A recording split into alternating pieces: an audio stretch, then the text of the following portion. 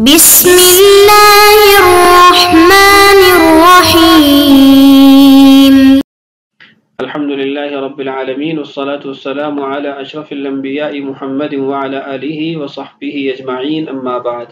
عزیز سلامہ کرام، آج کی اس ویڈیو کے اندر ہم سورۃ الاحزاب آیت نمبر 5 سے اپنا سبق شروع کریں گے۔ اللہ تعالیٰ ارشاد فرماتے ہیں، اعوذ باللہ من الشیطان الرجیم، بسم اللہ الرحمن الرحیم، ادعوہم پکارو انہیں، لآبائہم ان کے باپوں کی نسبت سے، ہو اقسط یہ زیادہ منصفانہ بات ہے، عند اللہ اللہ کے ہاں، فإن لم تعلموا اگر تم نہ جانتے ہو، آباءہم ان کے باپوں کو، فإخوانکم فی الدین تو وہ تمہارے دین کے لحاظ سے، دین کی نسبت سے بھائی ہیں، وموالیکم اور تمہارے رفیق ہیں، ولیس علیکم اور نہیں ہے تمہارے اوپر، جناح کسی قسم کی گرفت، فیما اخطأتم بہ اس چیز میں یا اس بات میں جو تم بھول کے کر دو، لیکن ما تعمدت قلوبکم لیکن وہ بات جس کا تم ارادہ کرو اپنے دل سے، یعنی اس پر گرفت ہوگی، وکان اللہ اور اللہ ہے، غفور الرحیم بہت بخشنے والا رحم کرنے والا۔ النبی نبی پاک صلی اللہ علیہ وسلم کی ذات اولا مقدم ہے، بالمؤمنین مومنین کے لیے، من انفسہم ان کی اپنی ذات سے،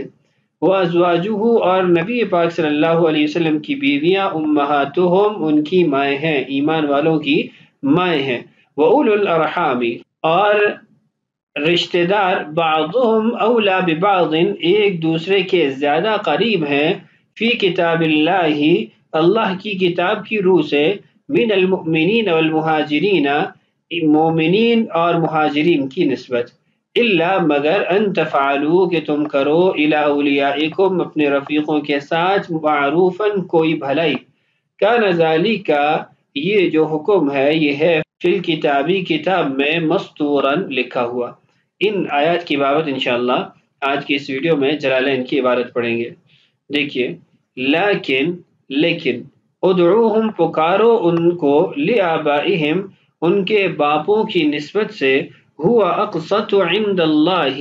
یہ زیادہ منصفانہ بات ہے اللہ کے ہاں۔ اقسط کا ترجمہ کیا گیا اعدل، زیادہ عدل والی بات ہے اللہ کے ہاں۔ فإن لم تعلموا اگر تم نہ جانتے ہو، آباءہم ان کے باپوں کو، فإخوانکم تو تمہارے بھائی ہیں، فی الدین دین کے لحاظ سے، وموالیکم اور تمہارے رفیق ہیں۔ موالیکم یہ موالی جمع مولا ہے، اور اس کے متعدد معنی ہمیں قاموس میں ملتے ہیں، جس میں ایک اس کا معنی رفیق ہے، اور ایک اس کا معنی وہ چچا کے بیٹے بھی ہیں، جس کو صاحب جلالین نے یہاں پر ذکر کیا ہے۔ فرماتے ہیں بنو عمکم یہ مراد ہے موالیکم سے، کہ چچا کے بیٹے، ابن عمی اس کو آپ کہہ سکتے ہیں۔ ولیس علیکم اور نہیں ہے تم پر، جناح کسی قسم کی گرفت،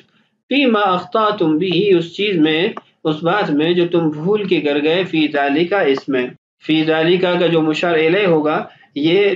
فی دعائہم لغیر آبائہم حقیقتاً، یعنی ان کے آباء کے علاوہ، ان کے باپوں کے علاوہ اوروں کی نسبت کر کے جو تم غلطی سے بات کرتے رہے اس سے قبل، وہ تو معاف ہو جائے گا، اس میں کوئی گرفت نہیں ہے۔ لیکن فی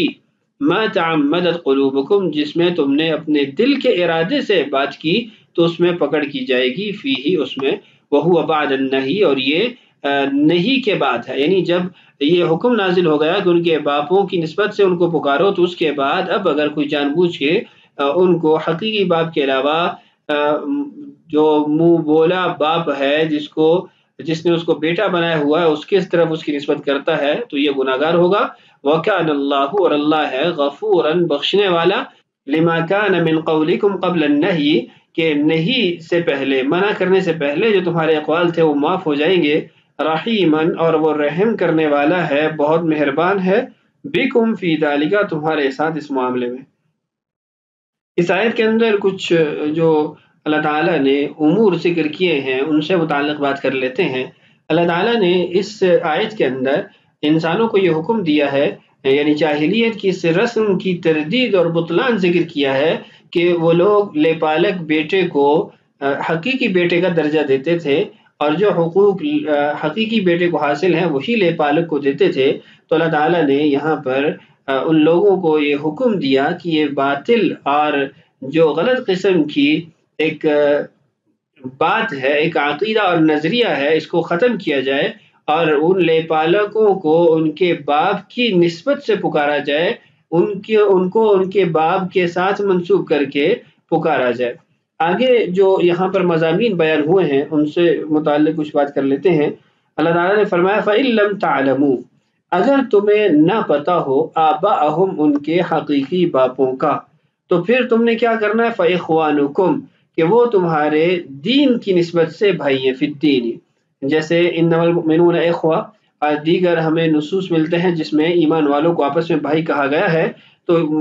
یہ حکم دیا گیا کہ ان لے پالک یا جن کے والد کی نسبت معلوم نہیں ہے، اس کا نام معلوم نہیں ہے، تو پھر اس کو اپنا بھائی کہہ لیا کرو کہ تمہارا دینی لحاظ سے بھائی ہے۔ دوسرا فرمایا کہ یا پھر ان کو موالی کہہ لیا کرو۔ موالی سے کیا مراد ہے؟ تو آپ کو پہلے بھی بتایا کہ اس سے بہت سارے معنی مراد لیے جاتے ہیں، لیکن صاحب جلالین نے یہاں پر بنو العم مراد لی ہے، یعنی چچا کے بیٹے کہہ لیا کرو۔ اب بنو عمکم کہنے کی وجہ کیا ہے؟ تو اس کی وجہ یہ ہے کہ آدم علیہ السلام ہر بنو آدم کے دادا ہیں، جد امجد ہیں، اور جو موالی ہے یہ بنی عم کو کہا جاتا ہے۔ تو گویا یہ آدمی حضرت آدم علیہ السلام کے بیٹے کو اپنا چچا کہہ رہا ہے، تو چچا کی نسبت سے اس شخص کو چچا کا بیٹا کہہ رہا ہے جس کے والد کی نسبت معلوم نہیں ہے۔ سورہ مریم کے اندر اللہ تعالیٰ نے جو زکریا علیہ السلام کا قول ذکر فرمایا وَإِنِّي خِفْتُ الْمَوَالِيَ مِن وَرَائِي، تو الموالی سے مراد وہ بنو العم تھے، چچا کے بیٹے تھے۔ تو بہرحال یہ دو طریقے بتائے گئے ان کو پکارنے کے۔ آگے فرمایا کہ اگر تم نے غلطی سے ان کو پکارا تو اس میں تو تمہاری کوئی پکڑ نہیں ہے، لیکن جو تم جان بوجھ کے ان کو پکارو گے ان کے حقیقی باپ کی نسبت کے بغیر، تو اس میں اللہ تعالیٰ کی طرف سے پکڑ ہوگی۔ یہاں پر یہ جو وَلَٰكِن مَّا تَعَمَّدَتْ قُلُوبُكُمْ، اس کی لغوی ترکیب جو ہے، نحوی ترکیب جو ہے، اس سے متعلق کچھ بات کر لیتے ہیں۔ آپ دیکھیں وَلَٰكِن فِي مَا تَعَمَّدَتْ، کلمہ فی یہاں پر محذوف ذکر کیا ہے صاحب جلالین نے۔ اس میں اس طرف اشارہ ہے کہ یہ ما تعمدت قلوبکم یہ محلاً مجرور ہے، اور اس کا عطف ہو رہا ہے ما قبل جملے پر وَلَيْسَ عَلَيْكُمْ جُنَاحٌ فِي مَا أَخْطَأْتُمْ بِهِ، ما أَخْطَأْتُمْ بِهِ، اس پر اس کا عطف ہو جائے گا اور یہ محلاً مجرور قرار پائے گا، اسی لیے وہاں پر فی کو محذوف نکالا گیا ہے۔ مفہوم یہ بنے گا وَلَكِنَّ الْجَنَاحَ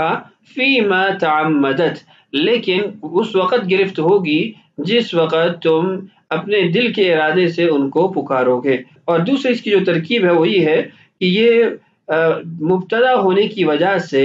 مرفوع ہے، ما تعمدت قلوبکم، یہ اس کا مبتدا بن جائے گا، اور اس کی خبر محذوف ہوگی تؤاخذون به، اس پر تمہارا مواخذہ کیا جائے گا۔ تو یہ اس کی دو ترکیبیں ہو گئی، ایک میں یہ محلاً مجرور ہے اور ایک میں یہ محلاً مرفوع ہے مبتدا ہونے کی وجہ سے۔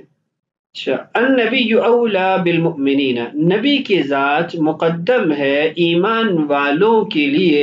من انفسہم ان کی اپنی ذات سے، اپنی ذات کی نسبت نبی کی ذات ان کو مقدم ہوتی ہے۔ اس جملے کی متعدد تفاسیر ملتی ہیں۔ ایک تفسیر یہ ہے کہ نبی کی ذات مومنین کے لیے اپنی ذات سے مقدم ہوتی ہے، یعنی اپنی ذات پر نبی کی ذات کو ترجیح دیتے ہیں۔ ایک یہ ہے کہ اپنے اعمال پر، افعال پر وہ نبی کے اعمال اور افعال کو ترجیح دیتے ہیں۔ اسی سے متعلقہ جو مضمون ہے، یہ اسی سے ملتا جلتا مضمون ہے، اس کو صاحب جلالین آگے ذکر کرتے ہیں، فرماتے ہیں فی ما دعاہم الیہ، کہ جس چیز میں نبی ان کو دعوت دیتے ہیں، ایک رخ بتاتے ہیں، ودعت انفسہم الی خلافہ، اور ان کا اپنا اندر جو نفس ہے، ان کی جو اپنی خواہش ہے وہ اس کے برخلاف ہے، تو اس وقت ایمان والے وہ اپنی خواہش کو مؤخر کرتے ہیں، نبی کے حکم اور دعوت کو مقدم کرتے ہیں۔ تو خلاصہ کیا ہوا کہ ایمان والوں کو نبی کی اطاعت وہ زیادہ مقدم ہوتی ہے بنسبت اپنی ذات کی اطاعت کے، یعنی ایسے امور میں جس میں ان کی ذات وہ نبی کے حکم کی خلاف ورزی کی طرف ابھارنے والی ہو۔ وَأَزْوَاجُهُ أُمَّهَاتُهُمْ، اور نبی کی بیویاں وہ ایمان والوں کی مائیں ہیں۔ کس اعتبار سے؟ فی حرمت نکاحہن علیہم، کہ نبی علیہ السلام کی جو ازواج مطہرات ہیں، بیویاں ہیں، ان سے امت کا نکاح نہیں ہو سکتا، امت پر ان کا نکاح حرام ہے۔ وَأُولُو الْأَرْحَامِ، اور رشتہ دار، ذوی القرابات، جو رشتہ دار ہیں، قریبی رشتہ دار ہیں، بعضهم، وہ ان میں سے کچھ، اولا، وہ قریب ہیں، ببعض، کچھ کے، یعنی ایک دوسرے کے رشتہ دار آپس میں قریب ہیں، فی الارث، وراثت کے اعتبار سے، فی کتاب اللہ، اللہ کی کتاب کی روح سے، اللہ کی کتاب کے مطابق، من المؤمنین والمہاجرین، کن سے زیادہ قریب ہیں؟ ایمان والے اور ہجرت کرنے والوں سے زیادہ آپس میں رشتہ دار ایک دوسرے کے قریب ہیں۔ کس اعتبار سے؟ من الارث، وراثت کے اعتبار سے، بالایمان والہجرتی، ایمان اور ہجرت کے اعتبار سے وراثت کے معاملے میں وہ رشتہ دار ایک دوسرے کے زیادہ قریب ہیں۔ کان اول الاسلام فنسخ، یہ امر یعنی مہاجرین اور مومنین کو ابتدائی اسلام کے اندر وراثت میں حصہ ملتا تھا، پھر اس کو منسوخ کر دیا گیا۔ الا، مگر، صاحب جلالین نے آگے اس کی وضاحت کی ہے لیکن، اس سے یہ بتانا مقصود ہے، جیسے صاحب جلالین کی عادت بھی ہے کہ وہ جب بھی الا کے بعد کلمہ لیکن لاتے ہیں تو اس طرف اشارہ ہوتا ہے کہ الا استثنائی منقطع کے لیے ہے،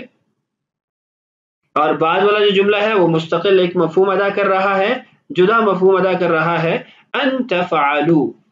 کہ تم کرو، الی اولیائکم، اپنے رفیقوں کے ساتھ، معروفاً، کوئی بھلائی۔ ان تفعلوا الی اولیائکم معروفاً، یہ بتاویل المصدر ہو کر مبتدا بن جائے گا، اور آگے فجائزن، یہ اس کی خبر بن جائے گی، اور بوصیۃ، یہ اس سے مراد یہ ہے کہ جو ان کے ساتھ بھلائی کرنی ہے وہ وصیت کے اعتبار سے ہو سکتی ہے۔ میں آیت کے جو مضامین ہیں ان کی طرف آتا ہوں۔ کان ذالک، یہ سب کچھ، یہ جو حکم ہے، نسخ الارث، وراثت کا منسوخ ہو جانا، بالایمان والہجرت، ایمان اور ہجرت کی وجہ سے، بارث ذوی الارحام، ذوی الارحام کے حصے طے کرنے کے ساتھ، ان کی وراثت طے کرنے کے ساتھ، فی الکتابی، یہ کتاب کے اندر، مستوراً، لکھا جا چکا ہے۔ وارید بالکتاب فی الموضعین اللوح المحفوظ، فرماتے ہیں دو جگہوں پر جو فی الکتابی کا کلمہ آپ نے پڑھا ہے، ایک جگہ فی الکتابی اور اوپر فی کتاب اللہ، ان دونوں سے مراد لوح محفوظ ہے کہ اس کے اندر یہ باتیں لکھ دی گئی ہیں۔ اس آیت کی جو مضامین ہیں ان سے متعلق بات کر لیتے ہیں۔ آیت کی ابتدا میں تو رسول اللہ صلی اللہ علیہ وسلم کے مقام اور منصب کو بیان کیا گیا کہ ایمان والوں کے لیے رسول اللہ صلی اللہ علیہ وسلم کا حکم، وہ اپنی ذات، اپنے والدین، اپنی اولاد، اپنے رشتہ دار، ان کے احکامات سے مقدم ہوتا ہے، وہ رسول اللہ صلی اللہ علیہ وسلم کے حکم کو مقدم کرتے ہیں، اور یہی مضمون ہمیں رسول اللہ صلی اللہ علیہ وسلم کی بہت ساری روایات سے بھی ملتا ہے۔ آپ نے ارشاد فرمایا، لا يؤمن احدكم حتى اكون احب اليه من والده وولده والناس اجمعين، اور بخاری شریف کی روایت میں ہے کہ ما من مؤمن الا وانا اولى الناس به في الدنيا والاخره، اقرأوا ان شئتم النبي اولى بالمؤمنين من انفسهم۔ تو یہ رسول اللہ صلی اللہ علیہ وسلم کے مقام و منصب کو بیان کیا گیا۔ دوسری بات یہاں پر جو ذکر کی گئی وہ رسول اللہ صلی اللہ علیہ وسلم کی بیویوں کی، ازواج مطہرات کی ذکر کی گئی کہ وہ امت کی مائیں ہیں، ان کو ایسے ہی احترام دے، ایسے ہی تکریم دے جیسے اپنی ماؤں کو دیتے ہیں، اور جو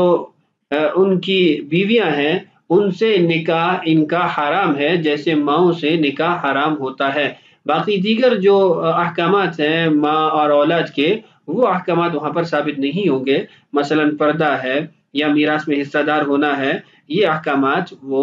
ثابت نہیں ہوں گے۔ وَأُولُو الْأَرْحَامِ بَعْضُهُمْ أَوْلَىٰ بِبَعْضٍ، اس میں اس بات کی وضاحت کی گئی ہے کہ رشتہ دار وہ وراثت میں زیادہ حقدار ہیں بنسبت مومنین اور مہاجرین کے، کہ ابتدائی اسلام کے اندر جو ایک روحانی رشتہ ایمان والوں کا آپس میں ہوتا ہے، اس کے مطابق میراث تقسیم کی جاتی تھی، بعد میں اس کو منسوخ کر دیا گیا۔ اور یہ جو اولو الارحام ہے، اولو الارحام سے مراد یہ وہ فقہی اصطلاح نہیں ہے جو ہم میراث کے باب میں پڑھتے ہیں کہ جو ایک خاص قسم کے رشتہ داروں کو اولو الارحام کہا جاتا ہے، بلکہ اس سے تمام تر رشتہ دار اور قربت دار داخل ہو جائیں گے، چاہے وہ عصبات میں سے ہو، چاہے وہ ذوی الارحام میں سے ہو، یا پھر وہ اصحاب الفرائض میں سے ہوں، جو بھی ہو وہ تمام تر اس کے اندر داخل ہوں گے۔ البتہ یہ یعنی یہاں پر گنجائش دی گئی ہے کہ اگر اپنے رفیقوں کے لیے روحانی رشتے کی وجہ سے یا کسی اور وجہ سے کسی کو کچھ دینا چاہتے ہیں تو یہ وصیت کر لیں گے کہ ان کی وصیت وہ ثلث مال کے اندر نافذ ہو جائے گی، ثلث مال کے اندر، 1/3 مال کے اندر یہ جو بھی وصیت کریں گے کسی کے حق میں اس کو وہ دے دی جائے گی۔ تفصیلات آگے جو وصیت کس کے حق میں ہے نہیں ہے وہ آپ فقہ کی کتابوں کے اندر پڑھتے رہتے ہیں، تو اس طرف جانے کی ضرورت نہیں ہے۔ تو یہ کچھ مضامین ذکر کر دیے اس آیت کے اندر جو مذکور تھے۔ انشاءاللہ اگلی ویڈیو میں مزید جو احکامات ہیں یا جو مزید آیات ہیں اس سورت کی ان کو پڑھتے ہیں۔ اللہ تعالی ہم سب کا حامی و ناصر ہو۔ اللہ تعالی ہم سب کو قرآن پاک سے سچی محبت اور شغف نصیب فرمائے۔ السلام علیکم ورحمۃ اللہ وبرکاتہ۔